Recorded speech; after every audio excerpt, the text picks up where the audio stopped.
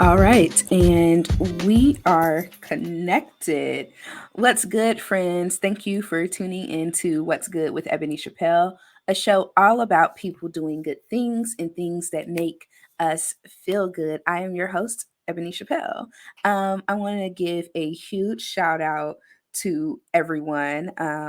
For all of your support so far. Be sure to like and subscribe if you haven't already, and to leave me a review on whatever podcast app you're using, or if you're also watching on YouTube, be sure to leave me a comment and just engage with me.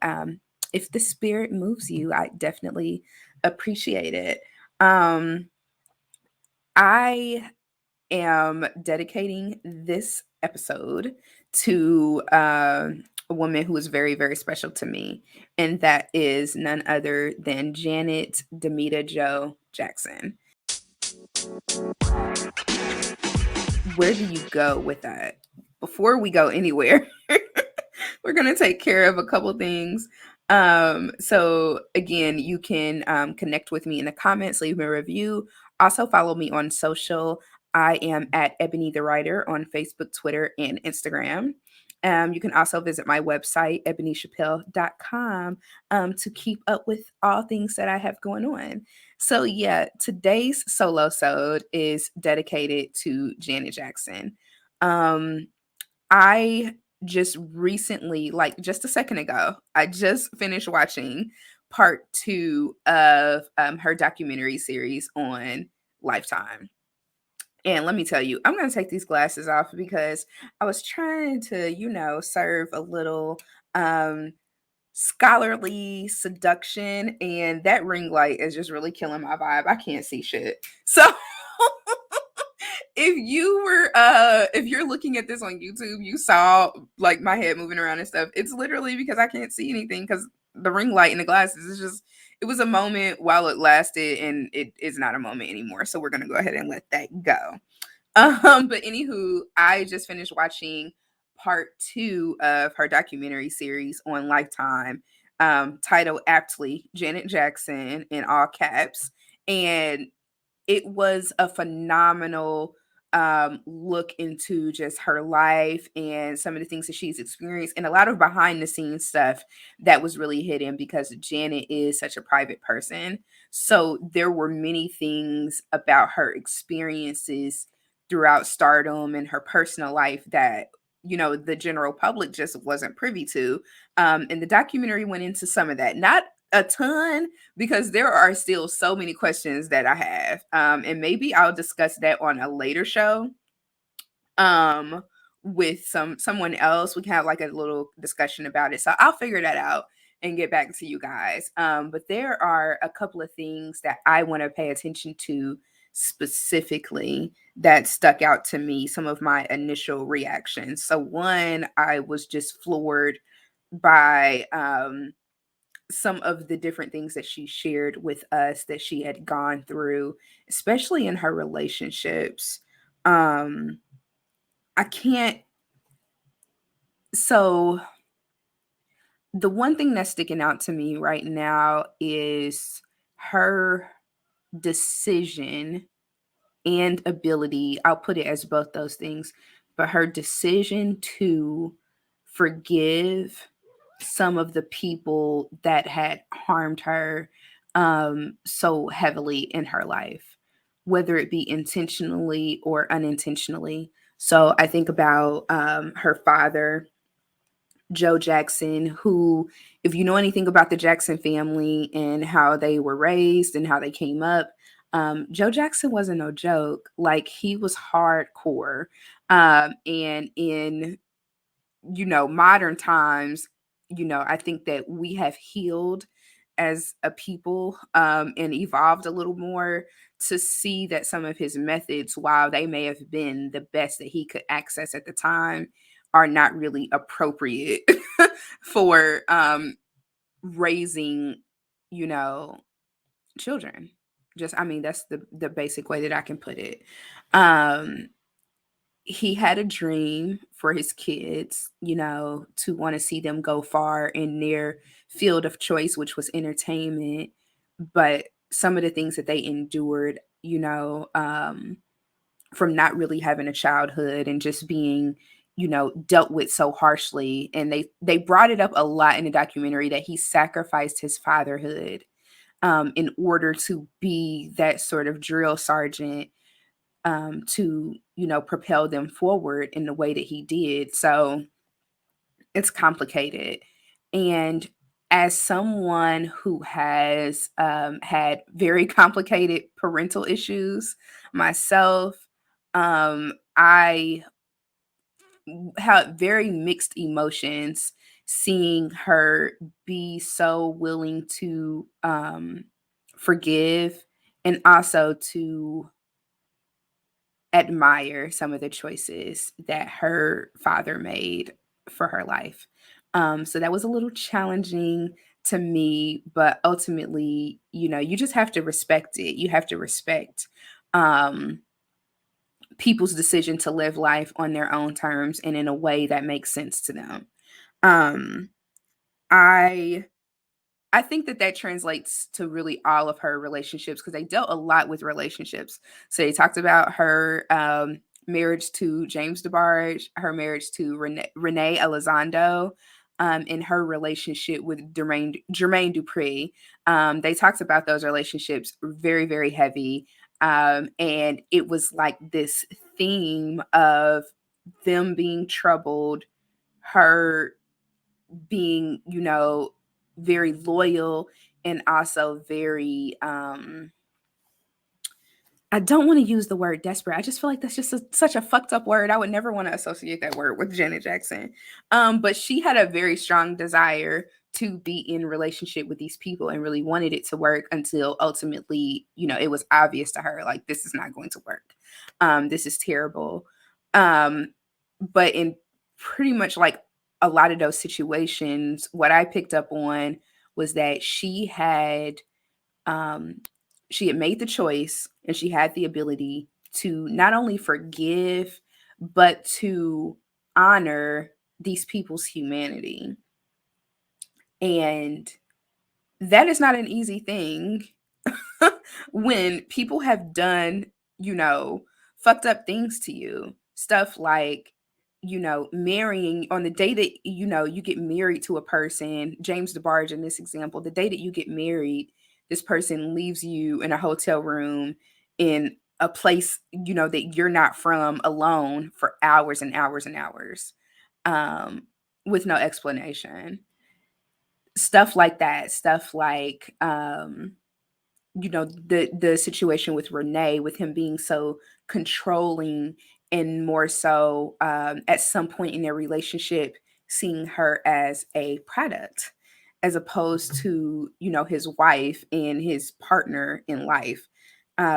Being able to go through those sort of things, Jermaine Dupri cheating on her, that was in part two.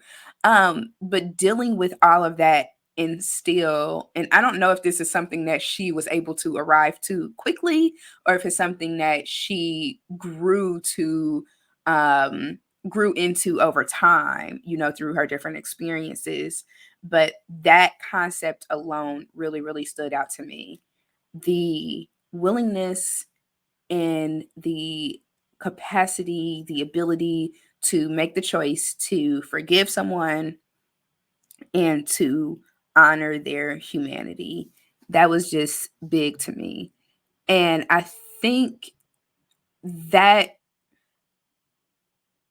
that sticking with me just encapsulates my feelings and my admiration for Janet Jackson in general. Growing up as a little girl, fun fact about me and Michael Jackson have the same birthday. If you're a Googler, I'll let you Google that and figure out what day that is. But shout out to all my fellow Virgos. But yeah, so growing up as a kid, in the 90s, late 80s, early 90s, it was all about the Jacksons, in my household and around my family. So I remember my Uncle William would, record anything Jackson, and have it on these VHS tapes. And I remember at one point in time, we lived in an apartment complex where we were right next to them. So it was me, my mom, and my siblings, and my dad, and everything. And then, like, my Uncle William and his family were just like either next door or a couple doors over. And I remember sitting in the room with my big cousins and watching these videos and just being enamored by them. And everybody knew I was just like in love with Michael Jackson. So that's where it initially started. And then as I started to grow into my own as, a young girl and then later on a young woman, Janet Jackson was absolutely it for me. She just represented um, so much freedom and so much boldness and control. I mean, obviously. I think that's a great word to associate with her for many different reasons. But she just represented a possibility in the way that she used her sex appeal, to propel the message, the way that she was able to use her intelligence, her intellect, her interest in social justice to inspire other people. There's just, I mean, I could just go on and on and on about what she means to me. Another fun fact, my birth name is Jackson. So, just connections all abound. But anyways, this isn't about me. It's about Janet Jackson. Um, I could just go on and on. I think if I were to narrow down her pieces of art that lasted with me the most and had an impact on who I am as a person, um, the top one would definitely be Velvet Rope.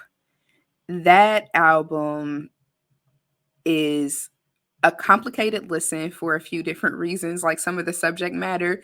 At the age that I first started listening to that, probably shouldn't have been listening to it, but I was the kid that would pick up whatever it is I wanted to engage with. So whether it was a book, a movie, music, whatever it was, the age appropriate thing never mattered to me. It mattered a lot to my family. So there were times that I directly disobeyed their orders and listened to and read whatever I wanted to. But mom, big cousin, everybody that raised me, attempted to raise me, but whatever. It all worked out. So, some give and take in there. Um, but anywho, yeah, I would say the Velvet Rope definitely. And when Beyonce came out with Lemonade, I felt like there was definitely a connection in terms of like how that music made me feel. So for those of you that haven't listened to the Velvet Rope, um, just to kind of give you an idea of where those things are going, or even Alanis Morissette's Jagged Little Pill, also another classic that goes into you know a bucket of things that helped define and refine me as a person on this planet. um but yeah, she means a lot to me. I am so grateful that I've been able to see her in concert twice.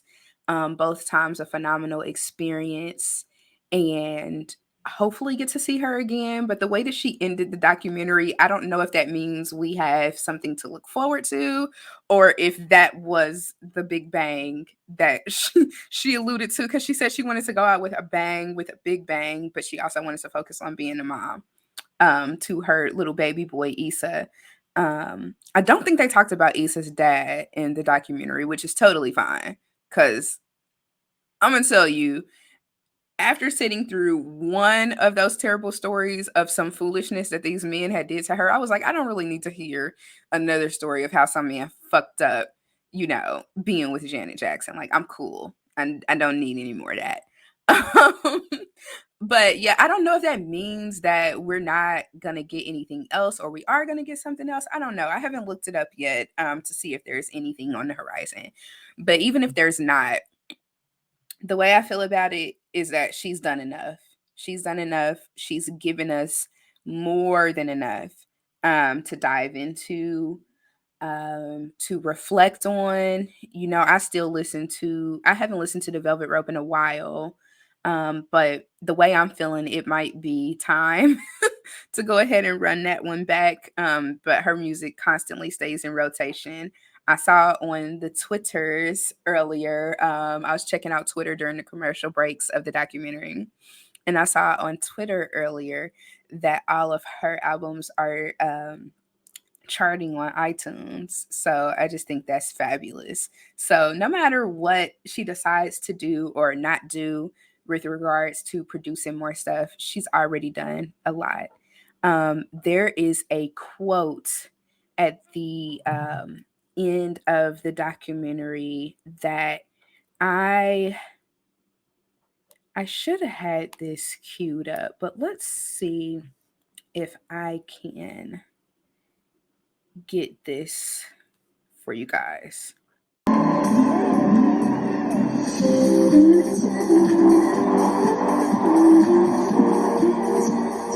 When a family sticks together and works hard, amazing things can happen. My life is a result of that. And of course there will be good notes, but it's the bad notes that we learn from. And that can create a beautiful melody.